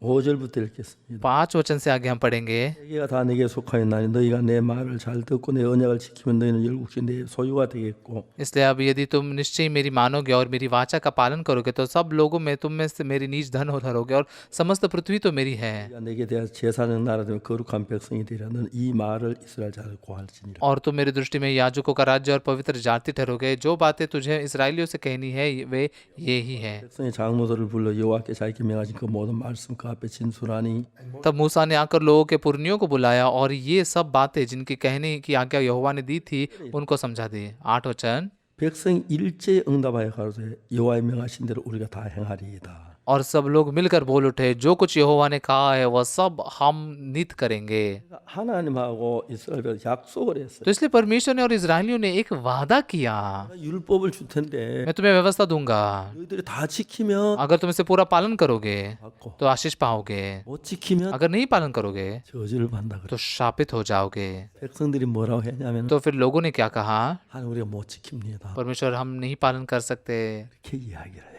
ऐसा उन्हें कहना चाहिए था, 백성이 다 지키겠습니다. लेकिन लोगों ने कहा कि हम सारी चीजों का नीति पालन करेंगे। 약속을 한 거예요. ऐसा वादा किया, 그러니까 तो इसलिए 못하면 जब वो पालन नहीं कर सकते तो दंड पाना पड़ेगा। 그 내려온 날 व्यवस्था जिस दिन आई 성화집 만들어서 उस दिन उन्होंने सोने का बछड़ा बनाया था। 명이 죽었어요. 3000 लोग मारे गए, 저주가 왔어요. लगातार श्राप आया, 못 지켜요. हम पालन नहीं कर सकते, 저주를 받을 수. इसलिए हम केवल शापित ही हो सकते हैं। 율법이 오고 나서 계속 죽음이 왔지. व्यवस्था आने के बाद लगातार मृत्यु आई। 율법을 성경의 다른 말로 뭐냐면 व्यवस्था को बाइबल में दूसरी भाषा में क्या कहा गया है, 죄와 사망의 법입니다. पाप और मृत्यु की व्यवस्था। 율법이 우리를 죄인을 만들었고 व्यवस्था ने हमें पापी बनाया 사망으로 인도하는 거예요. और मृत्यु तक चलाया। 그래서 하나님은 모두 저주를 약속했기 때문에 저주를 내릴 수밖에 없는 거예요. तो इसलिए परमेश्वर ने सबको बस श्राप का वादा किया, तो इसलिए श्राप ही दे सकता है। 뭐 이제 우리를 살리기 위하여 तो इसलिए अभी इजरायलियों को बचाने के लिए 31장 31절에 परमेश्वर यिर्मयाह की 31 अध्याय के 31 वचन में 이르리니 कहता है कि ऐसे दिन आने वाले हैं 집과 유다지 새 언약을 세우리라. जब मैं इजराइल और यहूदा के घराने के साथ नई वाचा बांधूंगा। 첫 번째 언약은 तो पहली वाचा 다 지키면 복을 받고 वो ये थी कि सारे 10 आज्ञा का पालन करके आशीष मिलेगा, नहीं तो श्राप ही मिलेगा। 이 율법은 우리를 죄와 저주로 이끄는 법밖에 안 되는 हमने उसे तोड़ दिया, इसलिए व्यवस्था केवल हमें पाप और मृत्यु की ओर ले जाने वाली ऐसी व्यवस्था है। 걸 사랑하셨어요. परमेश्वर ने हमसे प्यार किया, 멸망을 받아요. हमने सबने नाश होना चाहिए था, 사람이 다 멸망을 받아요. पृथ्वी के सभी लोगों ने नाश होना चाहिए था, 사랑해서 लेकिन परमेश्वर ने हमसे प्रेम किया 새 법을 만들어. और उसने नई वाचा बनाई। 그래서 예레미야 31장 3. इसलिए यिर्मयाह के 31 अध्याय के 31 वचन में 아 여호와가 말하노라. फिर यहोवा की यह भी वाणी है, 날이 이르리니 सुन ऐसे दिन आने वाले हैं 그 유다 집에 새 언약을 세우리라. जब मैं इजराइल और यहूदा के घरानों से नई वाचा बांधूंगा। 2절에 32 वचन में 아 여호와가 말하노라. यहोवा की यह वाणी है, 이 언약은 내가 그들의 열주에 손잡고 애굽 땅에 인도한 내도나가 세운 것 같지. वो उस वाचा के समान न होगी जो मैंने उनके पुरखाओं से उस समय बांधी थी, जब मैं उनका हाथ पकड़ कर उन्हें मिस्र देश से निकल लाया था, क्योंकि यद्यपि मैं उनका पति था तो भी उन्होंने मेरे वह वाचा तोड़ डाली। 언약 그 십계명은 तो पहली वाचा वो 10 आज्ञाएं 그래서 인도하여 내던 날에 세워졌는데 जब उन्हें मिस्र से निकाला गया तब स्थापित की गई, 어겼다. लेकिन सबने तोड़ दिया। 십계명 저주를 받을 수밖에 없다. इसलिए आसानी से कहे तो केवल शापित ही हो सकते हैं। 율법을 지키면 벌하고 못 지키면 저주를 받는데 तो ऐसी व्यवस्था का पालन नहीं कर सकते तो शापित ही हो सकते हैं। 잘 지킨다고 해서 이미 어겼는데 복을 받지 못합니다. आगे अच्छे से पालन करके तो पहले तोड़ दिया है तो उसके द्वारा आशीष नहीं मिलता। 아멘. आमीन। 이해가십니까? क्या आप समझ पा रहे हैं? 이미 율법은 약속을 했기 때문에 व्यवस्था में ये वादा किया गया है 복을 받고 못 지키면 저주입니다. कि पालन करेंगे तो आशीष है, नहीं तो शाप है। 이제 율법 가지고 법을 제정한다면 모든 다 저주를 받아야 하니까 तो इसलिए व्यवस्था के द्वारा न्याय करेंगे तो सबको शापित ही होना पड़ेगा। 새 약속을 새 언약을 줘. इसलिए परमेश्वर ने नए वादा नई वाचा देने के लिए कहा। 예레미야 31장 32절 यिर्मयाह के 31 अध्याय का 32 वचन, 이 언약은 वह वाचा 열조한 손을 잡고 애굽에서 인도에 내던 날 생각 같지 아니할 것. उस वाचा के समान न होगी जो मैंने उनके पुरखाओं से उन समय बांधी जब उनका हाथ पकड़ कर उन्हें मिस्र देश से निकाल लाया, 되어도 그들이 내 언약을 파했어. क्योंकि यद्यपि मैं उनका पति था तो भी उन्होंने मेरी वाचा तोड़ डाली। 첫 번째 언약은 तो पहली वाचा 우리가 하느냐 안 하느냐에 달렸습니다. ये हम क्या करते हैं या नहीं करते इस पर निर्भर था। 하면 복을 받고 अगर मैं अच्छे से काम करता हूँ तो आशीष पाऊंगा, 받게 돼. पाप करूंगा तो शापित होऊंगा। 첫 번째 언약을 가 심판을 받으면 तो इसलिए अगर पहली व्यवस्था से न्याय पाओगे तो 한 사람도 다 저주를 받을 수밖에 तो हम में से कोई भी आशीष नहीं पा सकता, सभी शापित ही हो सकते हैं। 가지고 우리 심판하면 अगर परमेश्वर व्यवस्था से हमारा न्याय करता 피할 사람 하나도 없습니다. तो कोई एक भी व्यक्ति नहीं होता जो नाश ना किया जाए। 하나님은 새 언약을 세운다. इसलिए परमेश्वर ने कहा कि वो नई वाचा स्थापित करेगा। 11장 34절 봅시다. यिर्मयाह के 31 अध्याय के 34 वचन को हम पढ़ेंगे। क्या लिखा है? 그들이 다시는 각기 이웃과 형제 가리켜 이르기를 너희는 여호와를 알라 하지 아니하리니 이는 작은 자 큰 자가 나를 알미니라. तब उन्हें फिर एक दूसरे से यह कहना न पड़ेगा कि यहोवा को जानो, क्योंकि यहोवा की यह वाणी है, छोटे से लेकर बड़े तक सब के सब मेरा ज्ञान रखेंगे। 그들의 죄악을 사고 다신 그 죄를 기억지 아니하리라. क्योंकि मैं उनका अधर्म क्षमा करूंगा और उनका पाप फिर स्मरण न करूंगा। 여호와의 말이니라. यहोवा की यह वाणी है। 성경이 यही वचन हमें यही बात बोलते हैं। 번째 언약은 पहली वाचा जो है 내가 잘하고 못하는 것 따라서 वो मैं कुछ अच्छे से करता हूँ या नहीं करता उसके अनुसार है। 심판을 받거나 복을 받고. उसके अनुसार न्याय पा सकते हैं या फिर आशीष पा सकते हैं। 두 번째 언약은 दूसरी वाचा जो है 뭐라고 됐냐면 उसमें क्या लिखा है? 내가 그들의 죄악을 사하고 मैं उनके अधर्म को क्षमा करूंगा 저는 그 죄를 기억지 아니라. और उनके पापों को फिर स्मरण न करूंगा। 번째 언약의 내가는 तो पहली वाचा में मैं जो है 우리 인간을 가르쳐. ये हम मनुष्य को दिखाते हैं, 두 번째 언약의 내가 लेकिन दूसरी वाचा में जो मैं है 하나님을 가르쳐. ये परमेश्वर को दर्शाता है। 아멘. आमेन। 그러니까 첫 번째 언약은 तो इसलिए पहली वाचा 하라고 못한데 달렸습니다. कौन क्या अच्छे से करता है नहीं करता इस पर निर्भर है क्या? 저주를 받아야 합니다. मतलब हर बात में शापित ही होना पड़ता है। 번째 언약은 दूसरी वाचा जो है 잘하고 못하고 상관이에요. वो मेरे कुछ अच्छे से करने या नहीं करने से उसका लेना देना नहीं है। 저희들 어릴 때 우리 학교 초등학교 운동회를 했어요. जब हम छोटे थे हमारे स्कूल में एक दिन ऐसे स्पोर्ट्स का दिन था। 이제 달리기는 पहले जो दौड़ थी 1학년, 2학년들이 달리기입니다. वो पहली और दूसरी के बच्चों की दौड़ है, 달리시오. तो फिर वो दौड़ते थे। 두 번째 달리기는 लेकिन दूसरी दौड़ 엄마 아빠하고 달리기입니다. वो माँ बाप के साथ मिलकर दौड़ना होता था। 맞아요? सही है? 아이가 वो बच्चा 손을 잡고 वो अपने पिता के हाथ को पकड़कर दौड़ता है, 달리 아빠가 안 되니까 लेकिन बच्चे का पिता दौड़ नहीं पाता, 안고 막 뛰는 거예요. तो इसलिए अपने बच्चे को उठाकर वो दौड़ने लग जाता है। 맞아요? सही है? 걔 1등 했어요. और फिर वो पहला नंबर लाया। 지가 잘했어요? क्या उसने कुछ बेहतर काम किया? 아빠가 잘했어요. नहीं, उसके पिता ने अच्छे से दौड़ा। 아십니까? क्या आप समझ पा रहे हैं? 번째 달리기는 पहली दौड़ 1학년 아이들이 막 달리긴 해요. वो पहली के जो बच्चे वो दौड़ते हैं 잘해야 되는 거예요. तो उन्होंने खुद अच्छकर बेहतर काम करना है, लेकिन दूसरी दौड़ में 손을 잡고 달리는데 अपने पिता के हाथ को पकड़कर दौड़ना है, 뭐 멀리 뛰는데 तो पिता तो बहुत दूर दूर तक दौड़ता है, 뛰니까 लेकिन बच्चे इतना दौड़ नहीं पाते हैं। 그래 안더니 팍 달렸어. इसलिए पिता ने उस बच्चे को गले लगाया, उठाया और दौड़ गया। 누가 잘 상을 탔어요? तो मतलब किसके अच्छे कामों से दौड़ने से वो उसे इनाम मिला? पिता अच्छे से दौड़ा। 둘째 하나 아무것도 업혀간 거예요. 안 껴간 거예요. तो मतलब बच्चे ने कुछ नहीं किया, बस हाथों में उठा लिया गया, 한 거예요. उसने सब ऐसे ही सब कुछ हो गया। 내가 잘한 거고. सबसे पहले दौड़ में मैंने बेहतर दौड़ा, 내가 잘. दूसरी दौड़ में पिता ने अच्छे से दौड़ा है। 우리가 하나님이 법을 만들기를 तो परमेश्वर ने हमारे नियम बनाया, 우리가 잘해야 되고 व्यवस्था में तो हमने बेहतर काम करना है, लेकिन परमेश्वर के नियम में हम नहीं। 하나님이 잘한. परमेश्वर ने सारे अच्छे काम करके उसके अनुसार हमें इनाम मिलता है। 자, 그 아이는 아빠가 잘해 상을 받았는데 तो वो बच्चे ने, उसके पिता ने अच्छे से दौड़ा इसलिए उसको इनाम मिला। 아무것도 하지 않았어요. उसने तो कुछ भी नहीं किया, 잘했기 때문에 पिता अच्छे से दौड़ा 상을 받는 거예요. इसलिए उसे इनाम मिला।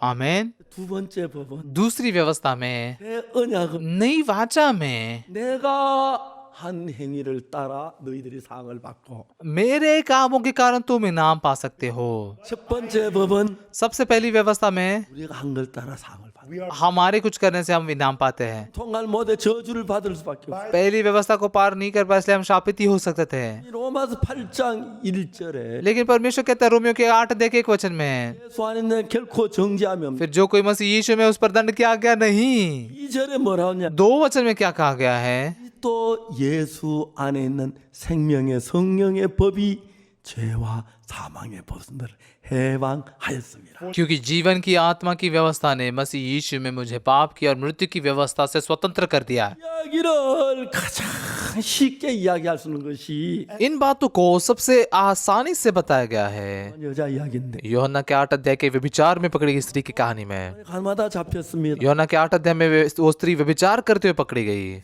서기관 바리새인 예수님께 데려왔습니다. और फिर शास्त्री और फरीसी यीशु के पास लेके आए। 가마다 현장에서 잡혔습니다. हे गुरु, ये स्त्री व्यभिचार करते पकड़ी गई है। 법은 이런 자 돌로 치라고 했습니다. मूसा की व्यवस्था में ऐसी स्त्री को पथराव करके मार डालने के लिए कहा गया है। ये स्त्री 율법을 따라 재판을 받으니까 जैसे उसके मूसा की व्यवस्था के अनुसार न्याय किया गया, 맞아 죽어야만 해. इसे बस पथराव करके मारा ही जाना चाहिए था। 그러니까 सही है ना? 돌에 맞아 죽어야 해. तो उसने पथराव करके मारा जाना चाहिए था। 신은 뭐라고 말하겠노? लेकिन आप क्या कहते हैं? 이렇게 물었습니다. ऐसा उन्होंने यीशु से पूछा। 땅에 글씨를 쓰셨. यीशु ने जमीन पर लिखने लगा। 왜요? क्यों? 하나님이 십계명 율법 첫 번째 언약을 세울 때 जब परमेश्वर ने 10 आज्ञा व्यवस्था की पहली वाचा बांधी, 손가락으로 돌판에 기록. परमेश्वर ने अपनी उंगली से पत्थर पर लिखा।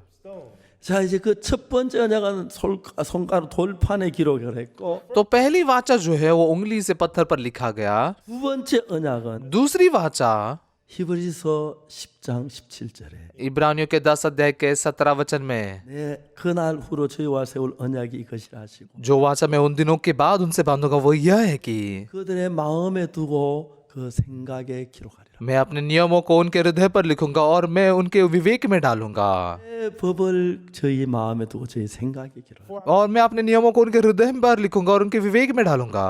돌판에 세우게 가지고 쉽게면 그 법계 안에 넣어놓고 तो पहली व्यवस्था जो है परमेश्वर ने पत्थरों पर रखकर उसे वाचा के संदूक में डालकर रखा, 내 마음판에다 기록하라. और दूसरी व्यवस्था जो है वो मेरे मन पर लिखी गई। 예수님 땅에 손가락 글씨 쓰신 거예요. तो इसलिए यीशु ने जमीन पर अपनी उंगली से लिखा। 글씨가 뭐냐?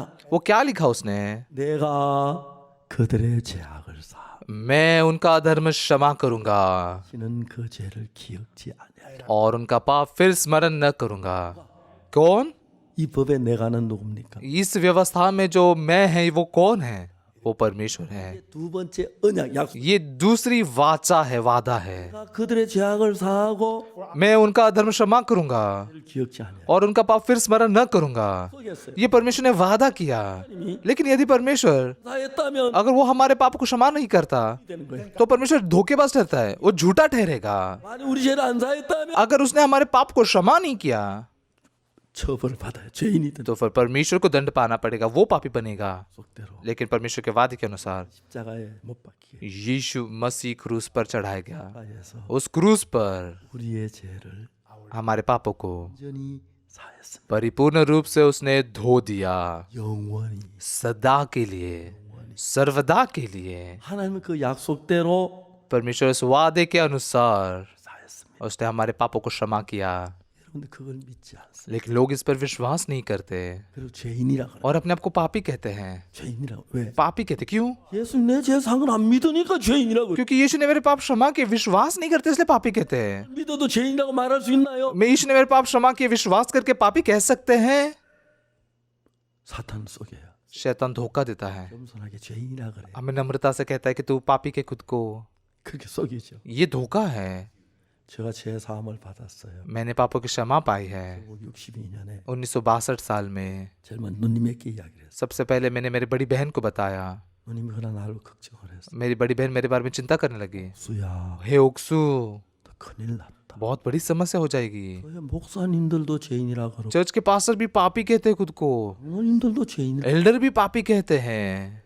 곡식은 익으면 고개를 숙이는 법이. जितनी ज्यादा फसल पकती है उतनी ज्यादा झुकती है। 교만하게 의인이다. 더 큰 잘못. तू इतनी घमंडी रूप से कहता है तू धर्मी है, ये बहुत बड़ी गलती है। 내가 큰 죄를 범했다 하더라고요. वो कह रही थी कि मैंने बड़ा पाप किया है। 난 그 말씀 믿은 것밖에. मैंने बस उस वचन पर विश्वास किया। 하나님, 내가 그들의 죄악을 परमेश्वर कहता है मैंने उनके अधर्म को क्षमा किया 기억지 않. और उनके पाप को फिर स्मरण न करूंगा। 그 믿었는데 मैंने इस बात पर बस विश्वास किया। 오늘 많은 사람들 आज बहुत सारे लोग 교회를 다니면서 चर्च में जाते हुए भी 죄인이라 그럽니다. अपने आप को पापी कहते हैं।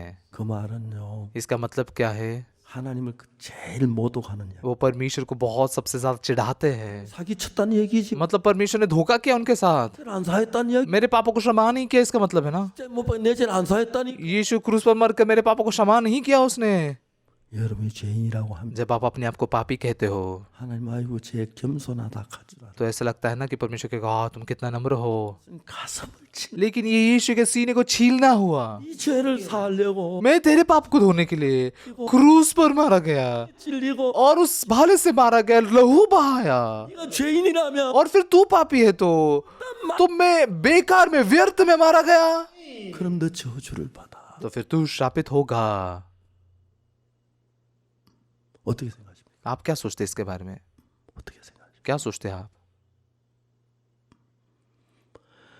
정말 예수님 십자가에 못 박혀 죽었습니다. सच में यीशु को क्रूस पर चढ़ाया गया, 죄를 못 사했습니까? और क्या उसने मेरे पापों को क्षमा नहीं किया? 아닙니다. नहीं, 영원히 उसने सर्वदा के लिए 모든 죄를 सारे पापों को 영원히 사했다. सर्वदा के लिए क्षमा किया। 성경이 말합니다. बाइबल ऐसा कहती है। 그 말 그냥 믿으면 되는 इस वचन पर बस विश्वास करना है, 겸손한 척하고 लेकिन नम्रता का दिखावा करते हुए 이라카는 अपने आप को पापी कहते हैं। 예수님을 모욕하는 ये यीशु को चिढ़ाना है, अपमान करना है। 죄못 박혀 내 죄에 죽었다고 하면 죄도 못 사. यीशु तुम क्रूस पर मेरे पापों के लिए मरे हो कहते, लेकिन मेरे पाप को क्षमा नहीं कर सके, 했다는 얘기죠. मतलब वो नाकामयाब हुआ। 내 죄를 못 사했단 말. यीशु ने क्रूस पर मेरे पाप को नहीं धोया। 우리 10장 14절 इब्रानियों के 10 अध्याय के 14 वचन में आप देखते हो तो 한 제물로 거룩하게 된 자들을 영원히 온전케 하여. क्योंकि उसने एक ही चढ़ावे के द्वारा उन्हें जो पवित्र किए जाते हैं सर्वदा के लिए सिद्ध किया है। 아멘. आमीन, 아멘. आमीन। 이해가십니까? क्या आप समझ पा रहे हैं? 믿습니까? क्या आप विश्वास करते हैं? 믿는 분 한번 손 들어. विश्वास करने वाले हाथ ऊपर उठाइए एक बार। हाँ, बहुत धन्यवाद। 딴 건 몰라도 दूसरा कुछ मुझे पता नहीं, लेकिन 성경이 말합니다. बाइबल कहती है 내가 그들의 죄악을 사하고 मैं उनके अधर्म को क्षमा करूंगा 다시는 그 죄를 기억지 아니하리. और उनके पापों को फिर स्मरण न करूंगा। 이 말씀을 믿어야 합니다. इस वचन पर विश्वास करना जरूरी है। 3장 23절. रोमियो के 3 अध्याय के 23 वचन में, 사람이 죄를 범하여 इसलिए कि सबने पाप किया है, 사람 영광 이르지 못하다. परमेश्वर की महिमा से रहित है। 24절. 24 वचन, 또 예수 안에 있는 구속으로 말. परंतु उसके उस अनुग्रह से, 하나님의 은혜로 उस छुटकारे के द्वारा जो मसीह यीशु में है, सेंट में 이란 것이 없이 बिना कुछ किए 의롭다 하심을 얻은 자들. धर्मी ठहराए जाते हैं। 우리를 보고 परमेश्वर हमें देखकर, 죄 못 박혀 죽었기 때문에 वो क्रूस पर मारा गया है, 서 हमारे पाप धोए गए, 하셨어요. इसलिए उसने हमें धर्मी कहा है। 의롭다고 하시며 अगर परमेश्वर धर्मी कहता है 우리도 의롭다고 해야 하는. तो फिर हमने भी धर्मी कहना चाहिए ना। 아닙니다. 나는 죄인입니다. नहीं प्रभु, मैं पापी हूँ। 하나님 말씀을 믿지 않는 사람. परमेश्वर के वचन पर विश्वास नहीं करने वाला व्यक्ति है 사람은 저주를 받아요. वो व्यक्ति शापित ही हो सकता है। 죄인이라는 게 겸손한 얘기가 पापी कहना नम्रता नहीं है, 십자가를 짓밟는 이야기. यीशु के क्रूस को पैरों तले रौंदना है। 살려고 यीशु हमारे पाप को धोने के लिए उसने क्रूस पर लहू बहाया, 밟는 이야기. लेकिन उसे पैरों तले रौंदना है। 전 1962년 1962 साल में, 어릴 다가 और जैसे मैं बाइबल पढ़ रहा था, 난 죄를 지었으니까 तब तक मैं पाप करता था, 이게 당연한 줄 알아. तो मैं पापी हूँ ये बात स्वाभाविक मानता था। लेकिन 죄 사함을 받았어. उस दिन मैंने पापों की क्षमा पाई, 내 죄가 영원히 씻어졌어. मेरे पाप सर्वदा के लिए धोए गए। 성경이 그렇게 말합니다. बाइबल ऐसा कहती है। 성경이 나를 의롭다고 하십니다. बाइबल मुझे अगर धर्मी कहती है, 로마서 4장 25절에 रोमियो के 4 अध्याय के 25 वचन में, 예수는 우리 범죄함을 위하여 내어 줌이 되고 वो हमारे अपराधों के लिए पकड़वाया गया 우리를 의롭다 하심을 위하여 살아나셨다. और हमारे धर्मी ठहराने के लिए जिलाया भी गया। 예수님 손에 자국에 못 자국을 보이고 창자를 보이면서 봐 이거 이 때문에 네 죄가 사해진 거야. 넌 의로운 거야. यीशु अपने हाथ पे वो कील के निशान दिखाते हुए, भाले के निशान दिखाते हुए, देख इसके कारण तो धर्मी ठहराया गया है। 혹시 여러분 아직까지 내가 죄인이라고 하는 사람이 있습니까? क्या आप में से कोई है जो अभी तक अपने आप को पापी मानता है? 예수님 피가 내 죄를 산 걸 안 믿는 사람이 있습니다. यीशु के लहू ने मेरे पाप को क्षमा नहीं किया, ऐसा विश्वास करने वाला कोई है? 그것은요. दुख की बात क्या है पता है? 모든 교회 आज सभी चर्चेस, 거의 대 लगभग सारे चर्चेस 죄인이라고 하는 अपने आप को पापी है ऐसा सिखाते हैं। 사람도 죄인이라고 पास्टर भी पापी है, 하면 되잖아요. एल्डर भी पापी है, 알아서 죄인이라 해요. और हमें भी उनके पीछे बोलते हुए पापी कहना पड़ता है। बाइबल कहती है। 예수님이 इसलिए यीशु 모세 율법엔 가늠한 자 돌로 맞아 죽어야 한다. मूसा की व्यवस्था में ये स्त्री पथराव करके मारी जानी चाहिए। 어떻게 말하겠어? लेकिन हे गुरु, आप क्या कहते हैं? 손가락 땅에 글씨를 쓰시. उसने उंगली से जमीन पर लिखना शुरू किया।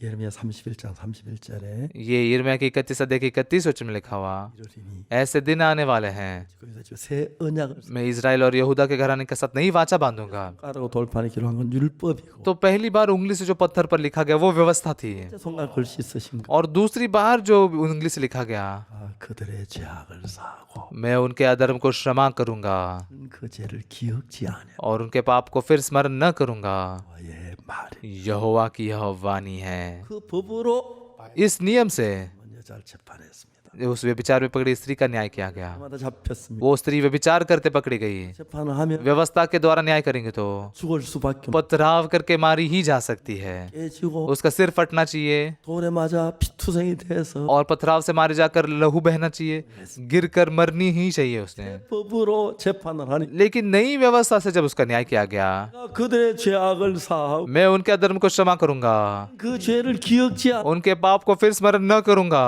말이 यहोवा की यह वाणी है। 우리에게 말씀. ये हमें बताया गया है। 죄를 사하고 मैंने तेरे पाप को क्षमा किया 기억지 और मैं तेरे पाप को स्मरण नहीं करता, 않아요. और उस पाप को क्षमा करने के लिए 예수님 십자가에 못 박혀 죽으신. यीशु मसीह क्रूस पर मारा गया। 요한복음 5장에 하는 이야기가 그 이야기. यूहन्ना के 5 अध्याय में यही बात बताई गई है। 28년 된 병자도 죄를 지었어. 38 साल के बीमार में पड़े व्यक्ति ने पाप किया, 아무것도 하지 않았어. लेकिन वो उसने कुछ भी नहीं किया। 예수의 말씀을 듣고 यीशु के वचन को सुनकर 말씀을 믿었어. उस वचन पर विश्वास किया। 내가 그들의 죄악을 사하고 मैं उनके अधर्म को क्षमा करूंगा 그 죄를 기억지 아니하리. और उनके पाप को फिर स्मरण न करूंगा, जैसे उसने विश्वास किया। 일어나 내 자리를 들고 걸어가라. उठ, अपनी खाट उठा और चल फिर। 아주 중요한 이야기. ये बहुत ही महत्वपूर्ण बात है। 이 병자는 ये बीमार व्यक्ति 8년 된 병자라. 38 साल से बीमारी पड़ा हुआ था। 자기가 자리를 들고 걸어갈 수. वो खुद होकर खाट उठाकर चल नहीं सकता था। 걸어가 볼래도 안 됐어. कई बार चलने की कोशिश की, नहीं चल सका। 뭐지고 했으면 कई बार गिर गया, 본 적이 없었어. एक बार भी नहीं चला था। 어떻게 했습니까? उसने क्या किया? 자기는 못 걷는 줄 압니다. उसे लगा कि वो चल नहीं सकता, 하지만 लेकिन 예수님이 자리를 들고 걸어. यीशु ने कहा खाट उठा और चल फिर। 저분이 나를 보고 자리를 들고 걸어. ये मुझसे खाट उठाकर चलने के लिए कह रहा है। 난 지금까지 내 생각으로 했는데 अब तक मेरे सोच से ही मैं जिया, 잘된 게 아무것도. मेरी सोच के अनुसार कुछ भी अच्छा नहीं हुआ। 내 말씀을 따라서 इसके वचन के अनुसार मैं करता हूँ, मैं चलकर देखता हूँ। 예수의 말씀을 그냥 받아들인 것이. उसने बस यीशु के वचन को स्वीकार किया, 그냥 받아들인 거. बस उसने स्वीकार किया और चला।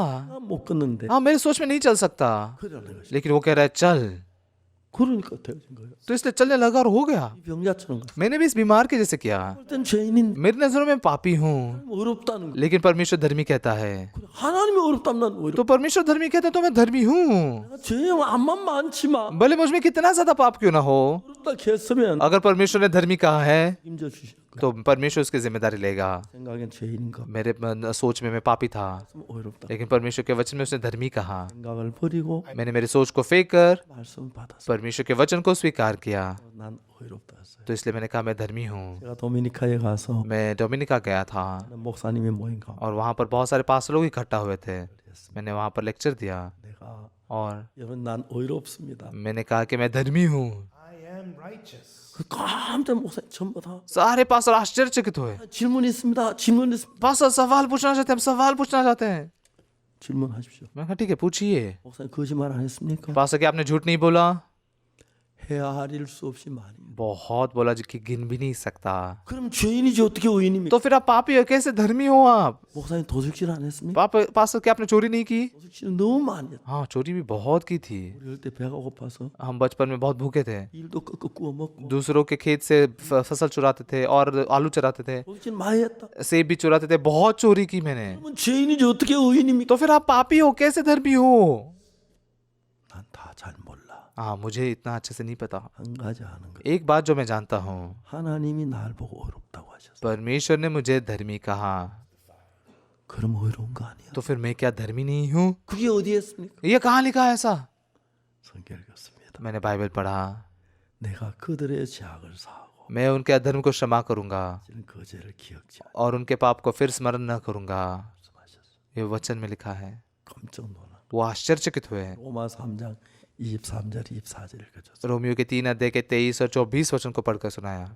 모든 사람이 죄를 범하였으며 इसलिए कि सब ने पाप किया है 영광이라. और सब परमेश्वर की महिमा से रहित है। 분명히 우리가 죄를 지었어. निश्चित ही हमने पाप किया। 23절만 보지 말고 बस 23 वचन को मत देखिए, 4절 봅시다. 24 वचन को भी देखिए। 그리스도 예수 안에는 구속으로 परंतु उसके अनुग्रह से, 하나님의 은혜로 उसके छुटकारे के द्वारा जो यीशु मसीह में है, 하심을 얻은 자. सेंत मेंत धर्मी ठहराए जाते हैं। 하나님 날 보고 어렵다고 하셨고 परमेश्वर ने मुझे धर्मी कहा 어렵다 하심을 얻었어. और मैं धर्मी ठहराया गया हूँ। 하나님이 어렵다면 이런 거 아니에요? अगर परमेश्वर धर्मी कहते तो मैं धर्मी नहीं हूँ। 죄를 안 지어 어렵다는 게 아니야. 죄를 지었어. ऐसा नहीं कि मैंने पाप नहीं किया, पाप किया, 피로 다 씻어졌기 때문에 लेकिन यीशु के लहू से सब धोया गया। 어렵다고 하시. इसलिए परमेश्वर मुझे धर्मी कहता है। 그때 죄인을 어렵다고 못. परमेश्वर कभी पापी को धर्मी नहीं कह सकता। 인인데 मैं पापी हूँ, 씻어 나왔으니까 어렵다고. लेकिन यीशु ने मुझे धोया इसलिए वो मुझे धर्मी कहता है। 내 죄가 이미 다 씻어진 겁니다. परमेश्वर जब धर्मी कहता है 열로 말미암아. मेरे सारे पाप धोए गए यीशु के लहू से, क्रूस के लहू से। 아멘. आमीन। 믿습니까? क्या आप विश्वास करते हैं?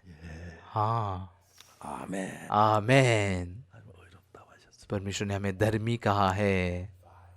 내가 하나님 싸워 이길 수 있습니까? तो क्या मैं परमेश्वर से लड़ के जीत सकता हूँ? 하나님이 어렵다고 하는데. परमेश्वर तो धर्मी कहता है। 그리스도 예수 안에 있는 구속으로 말미암아 उस छुटकारे के द्वारा जो मसीह यीशु में है, 은혜로 परमेश्वर के अनुग्रह से, 없이 सेंत मेंत 의롭다 하심을 얻은 자. धर्मी ठहराए जाते हैं।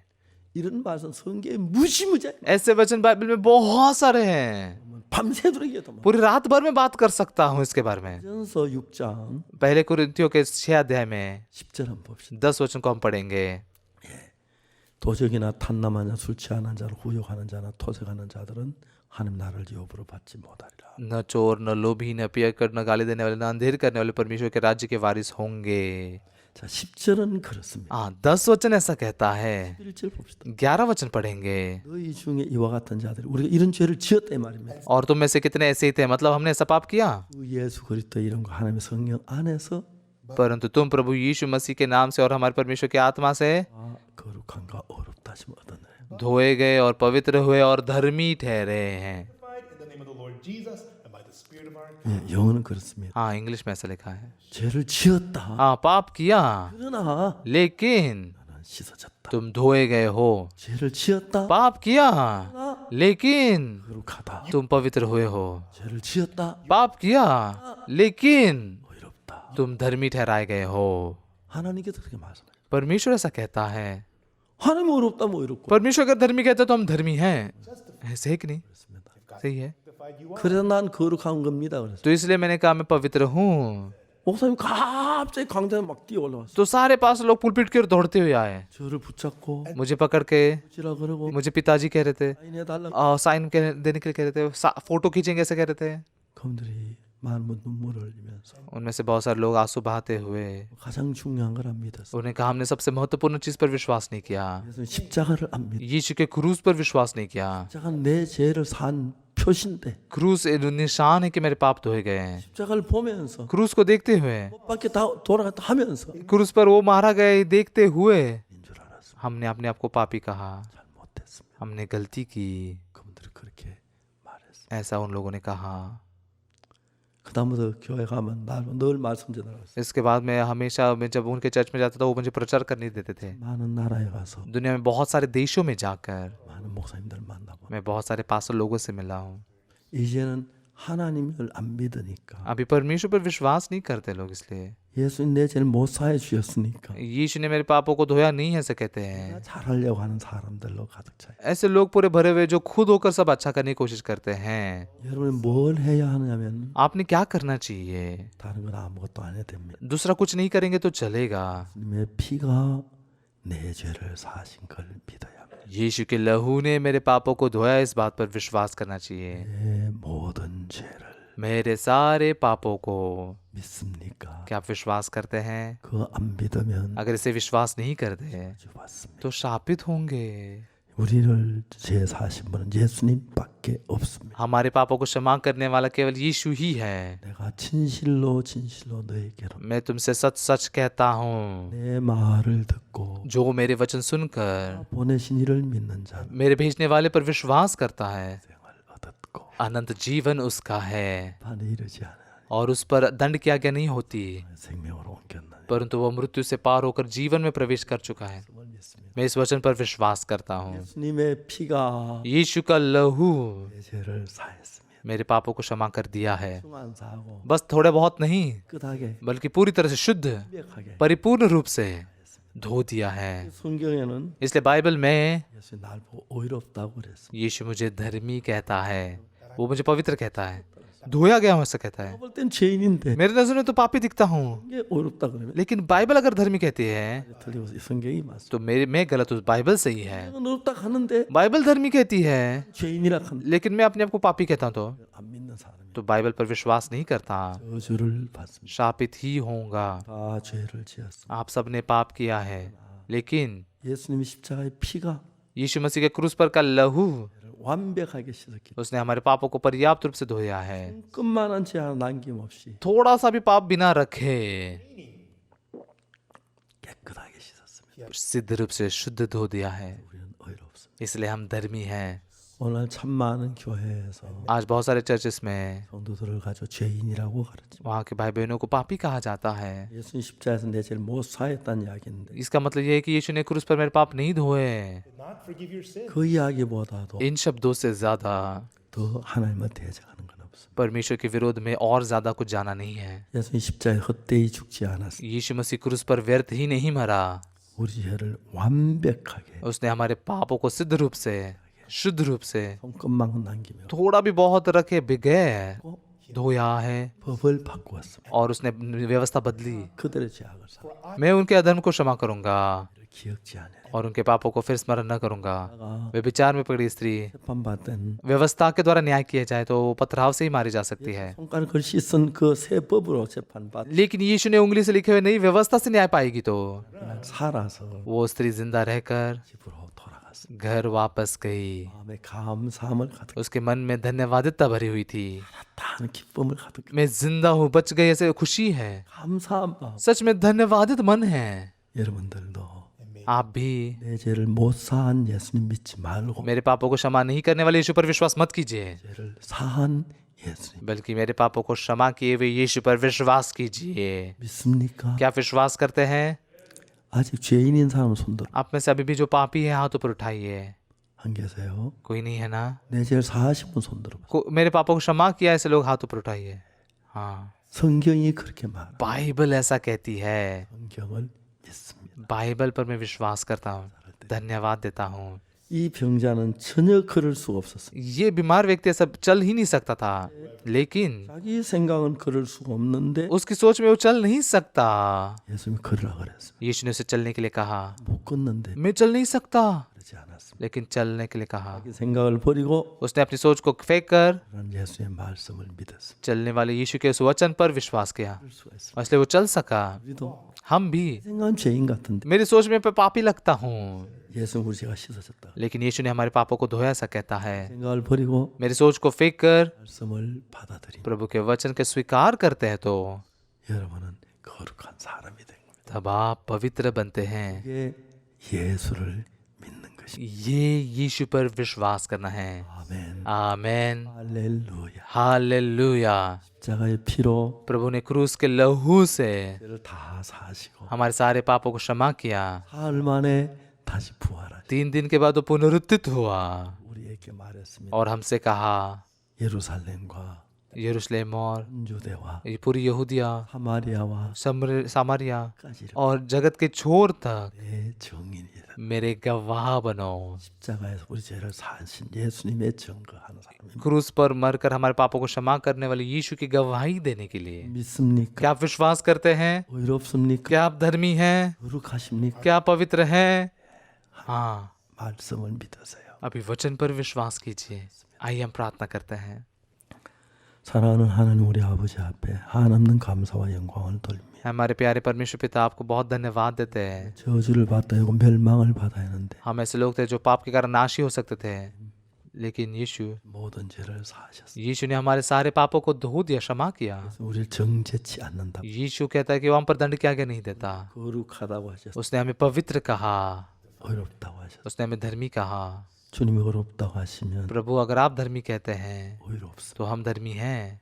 어렵게 하신 주님을 찬양. हमें धर्मी ठहराने वाले प्रभु की स्तुति करते हैं। हालेलुया। प्रभु आपकी महिमा करते हैं। 모든 사람들이 सारे लोग जो हैं 예수님을 믿음으로 यीशु पर विश्वास करके 내 제가 사해진 걸 믿게 해주시고 मेरे पाप को क्षमा किया, इस बात पर विश्वास करने दीजिए। 감정이나 내 생각을 किसी भावनाओं को या अपनी सोच को फेंकने दीजिए। 믿게 해주옵소서. परमेश्वर पर विश्वास करने दीजिए। 예수 안에서 यीशु के अंदर 벗고 पापों से छुटकारा पाके 살게 해주옵소서. प्रकाशित रूप से जीने दीजिए। धन्यवाद। 예수님 इ름으로 기도합니다. यीशु के नाम से हमने प्रार्थना की। 아멘. आमीन। 여러분 감사합니다. सभी को बहुत बहुत धन्यवाद।